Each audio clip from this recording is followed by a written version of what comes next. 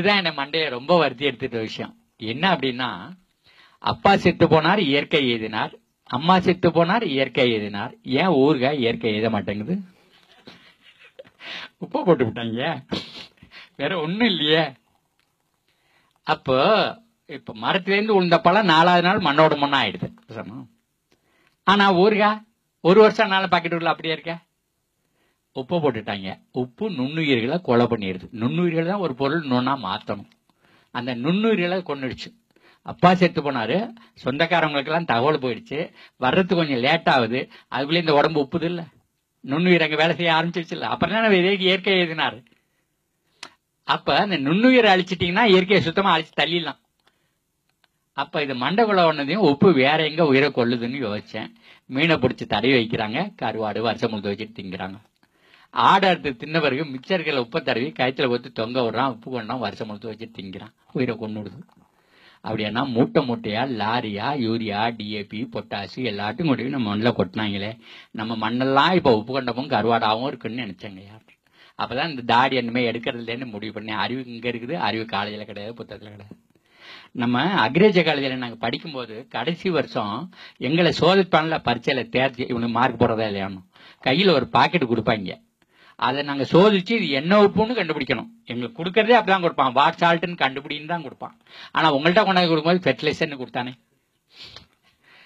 விவசாயிட்டு கொடுக்கும்போது ஃபெர்டிலைசர்னு கொடுத்தாயா, அக்ரிகல்ச்சர் காலேஜில் சால்ட்னு சொல்லி கையில் கொடுத்தாயா.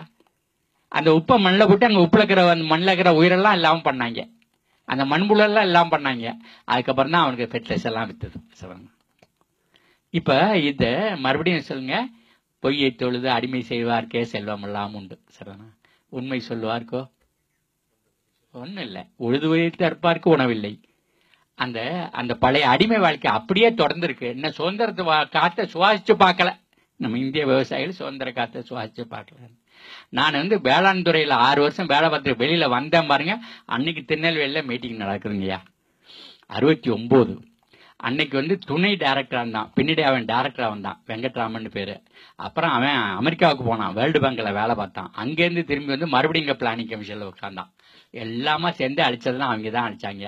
ஆனா அந்த அளவு எங்களை பொறுத்தவரைக்கும் ரொம்ப நல்லவன். விவசாய பொறுத்தவரையிலும் அவ்வளவு பிரியமா இருப்பான், அவ்வளவு நல்லா பேசுவான், நல்ல பேச்சாளர். அவன் கையில ஒரு நாத்து வச்சிருக்கான், 5008 நாத்து வச்சிருக்கான். மேல எவ்வளவு இலை இருக்கோ அவ்வளவு இலைக்கு கீழே அந்த வேர் இருக்குது. அப்ப அந்த ஆள் சொன்னா, இங்க பாரு, மாடு நிறைய பால் கறக்கணும்னா வாய் வளமா இருக்கணும்னு சொல்லுவான். மாடு நிறைய சாப்பிட்டதுன்னா அது ரத்தமா மாறும், ரத்தம் பாலா மாறும். அப்ப மாடு நிறைய பால் கறக்கணும்னா வாய் வளம் இருக்கணும்.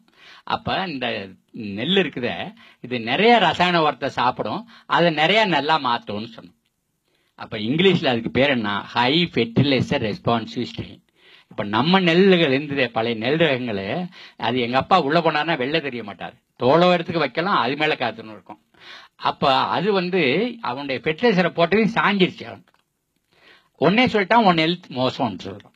ஏன் நெல் மோசம்னா யூரியா திங்க மாட்டேங்குதுன்னு. அவன் யூரியா விற்கிறதுக்காக வந்தவன். 1952 இங்க முதல் எலெக்ஷன் வருது. அப்பவே ஃபோர்டு ஃபவுண்டேஷன் வந்துட்டான், அவன் மோட்டார் கம்பெனிக்காரன். ராக்வெல்லர் ஃபவுண்டேஷன் வந்துட்டான், அவன் எண்ணெய் விற்கிறவன், பெட்ரோல் கம்பெனிக்காரன். பெட்ரோல் கம்பெனிக்காரனுக்கும் மோட்டார் விற்கிறவனுக்கும் இங்க இருக்கவன் திங்கறதுல அவ்வளவு பெரிய இன்ட்ரெஸ்ட். ஆனா நமக்கு தெரியாதியா, அந்த இளமையில இவ்வளவு பெரிய சூதுவாதெல்லாம் இருக்கும்னு அக்ரிகல்ச்சர் கிராஜுவேட்ஸ்க்கு எல்லாம் ஒருத்தனுமே தெரியாது. இன்னைக்கு ரொம்ப பேருக்கு தெரியாது. அமெரிக்காக்காரங்க நிறைய ரசாயன உரம் ஒண்ணு பண்ணிட்டான், அதை போறதுக்கு இடம் வேணும். அங்க எல்லாம் பார்த்தா 3 மாசம் தான் வெயில் அடிக்குது, இங்க 12 மாசம் வெயில் அடிக்குது, 12 மாசம் விவசாயம் நடக்குது. அப்ப இந்தியா சீனா மாதிரி நாடுகளை பிடிச்சிட்டோம்னு சொன்னா நிறைய ரசாயனத்தை வித்து முடிச்சுக்கலாம் வரத்தை. அதுக்காகவே வந்தாங்க. அவன் வரத்தை நம்ம செடியெல்லாம் ஏற்க மாட்டேன்னுச்சு, அதெல்லாம் தள்ளிட்டு அந்த முக்காம்பழத்தை கொண்டாந்து நட்டுட்டான். அதை நம்ம குணசேகரன், நம்ம பாண்டிச்சேரி தமிழ் பேராசிரியர், அவர் பாடினாரு, முக்காமூலம் நெல்லு பயிர் 30 கஜம் தண்ணி கிணறு, நிக்காமதான் தண்ணி இறைச்சேன், நெல்லு பயிர் கருகி போச்சு முக்காமூலம். அந்த திருப்பாவையில ஆண்டாள் பாடுறாவ, 1000 வருஷத்துக்கு முன்னாடி நம்ம விவசாயம் எப்படிங்கிறத சொல்றாவ. ஒங்கு பெருஞ்சென்னல் ஊடு கயலுகளா அப்படின்னு சொன்னானா, பயிர் அப்படி வளர்ந்து நிக்குதா, நெல்லு பயிர உழுகுல கெண்ட மீன் துளிக்கிட்டு இருக்குதா, அதே களை எடுத்து முடிச்சிடுது, அதே பூச்சியெல்லாம் பிடிச்சி தின்னு விடுது, அது உரம் போட்டுடுச்சு அந்த நெல்லுக்கு. போட்டுருச்சே, அந்த மீன் அவங்களுக்கு சாப்பாடாகவும் ஆகி போச்சே. சரிதானா? அந்த ஓங்கு பெருஞ்சன்னல் அப்ப அது இருந்தா மாடு பால் கறக்கணும். தேங்காதே புக்கிருந்து சீர்த்த முளை பற்றி வாங்க குடம் நரைக்கும் வள்ளல் பெரும்பசுக்கள் அப்படின்னா, அந்த வள்ளல் பெரும்பசுக்கள் அங்க குடம் நரைக்குது பால், அதுக்கு அந்த வைக்க வேணும்ல. வைக்க கிடைச்சிருச்சா? வரப்புல இருந்த புல்லு கிடைச்சிருச்சா? எல்லாம் கிடைச்சிருச்சு. அது போட்ட சாணி மறுபடியும் வயலுக்கு வந்துருச்சா? முடிஞ்சிருச்சா? உங்களுக்கு சோற உள்ள தள்ளணுமா? தயிர் கிடைச்சிருச்சா? நெய் கிடைச்சிருச்சா? எல்லாமே வாழ்க்கை முடிஞ்சிருச்சா? இதைத்தான் இன்னைக்கு உலகம் வந்து எக்காலஜின்னு பேசியிருக்காங்கய்யா, உயிர் சூழியல்னு பேசிட்டு இருக்காங்கய்யா. அந்த உயிர் சூழலையா தான் அழிச்சாங்க. அந்த அந்த இதை போட்டு அந்த நம்ம வைக்கலை இல்லாம பண்ணான். வைக்க இல்லாம பண்ணையும் மாடு சாக்க இதுக்கு கசாப்பு கடைக்கு போயிடுச்சு. முடிஞ்சு அதோட குளோஸ்.